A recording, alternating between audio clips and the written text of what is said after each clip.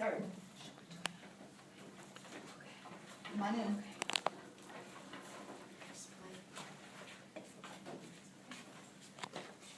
First off, we're going to start with a video that we have produced and have uploaded to YouTube.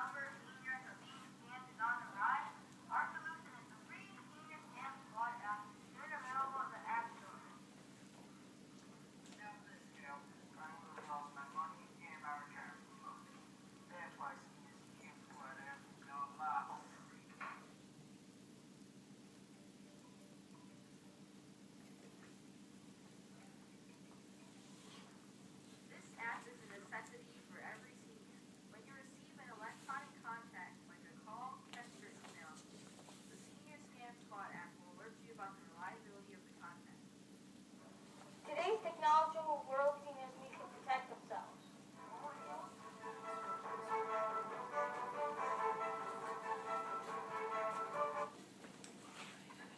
And now for our PowerPoint presentation.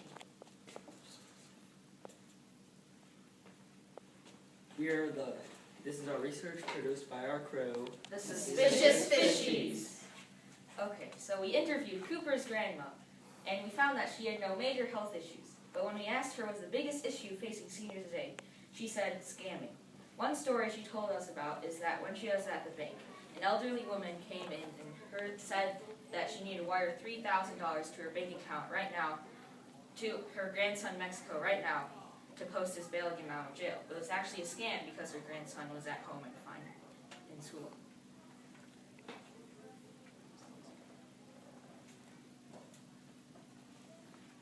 Seniors are targeted because they're more trusting, which makes them more vulnerable than other people. Also, younger people don't have as much money, and middle-aged people are less gullible, so it wouldn't be as easily scammed. And also from our interview from our senior partner, we learned that a handshake was promised. If they shook on it, it was a deal. So they were less suspicious of one another, so they had lots of trust in each other.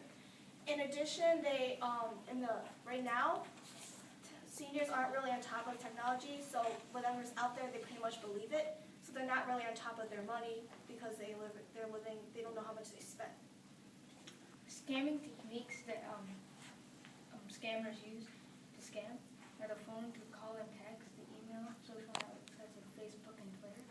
With these, they scam people saying that they are their loved one and they're stranded or they're in jail and have money wired to them, or they have them buy something that they don't really need, like a new car.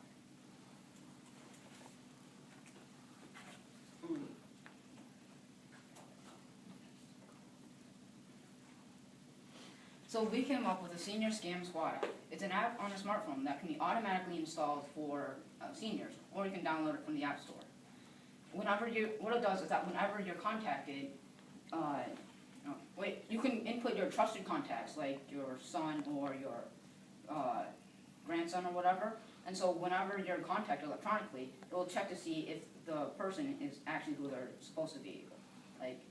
So if there's someone who's pretending to be someone else, it will alert you to who they really are. And it can also check against the Better Business Bureau to see if a business is a reliable business. It can also provide advice to avoid being scammed in general. Okay, this is innovative because it's unique and creative. It's one of the only apps that is geared towards helping seniors today. And it's also practical because many seniors are getting familiar and learning how to use new technology. And it's very simple to use so seniors don't get confused on what it does.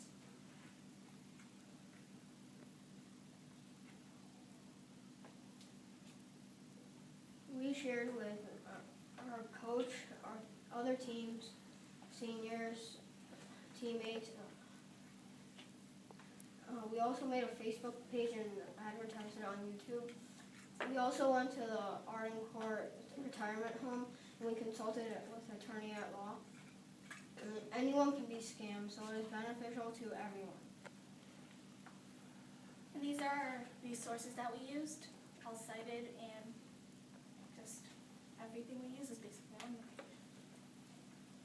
And thank you for listening. Thank you.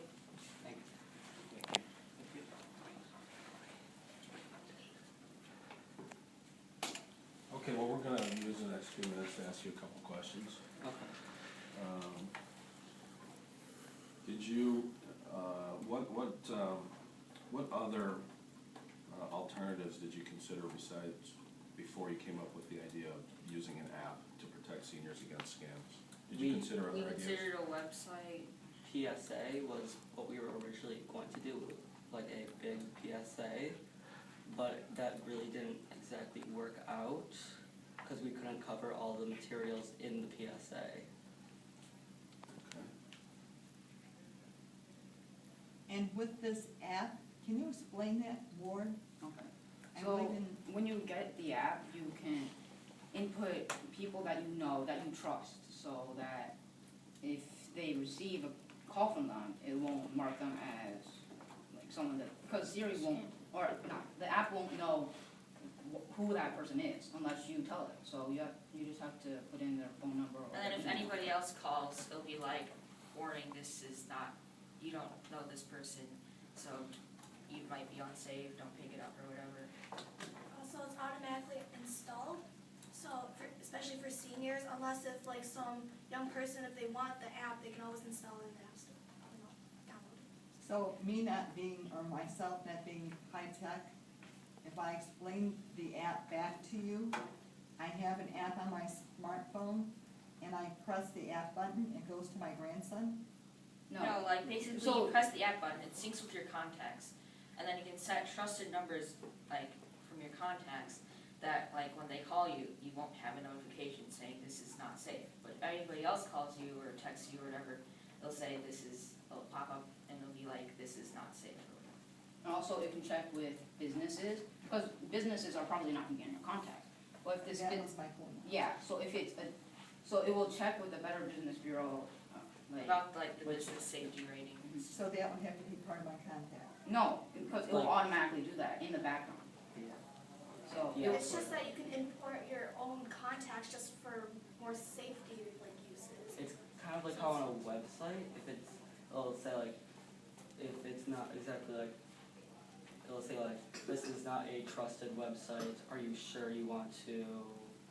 because the website certificate that is issued by there's a company that will issue certificates, and then the web browsers usually check the certificates to see if that website is okay. So some websites may fake the certificates, but the website browser will check and see that it's fake. So it's basically the same thing with the app. It will check to see if that business is a good business, a trusted business already. Do you see the seniors using more smartphones? Yeah. But they have to get rid of their home phone in order to do that, correct? To be safe? Not exactly, because like, if they get called, say, yes, if your home phone is a possibility, but we're encouraging people to check the app, which will have advice like, are you sure you actually want to send the money? Have you checked where your grandson is? But if they get, say they put the person in their trusted contacts, and it's their grandson calling. I thought you said something about identifying if that truly was their grandson calling. Did you say something about that? Well, yeah, because I thought you guys were saying something about identifying if the person was really who they said they were.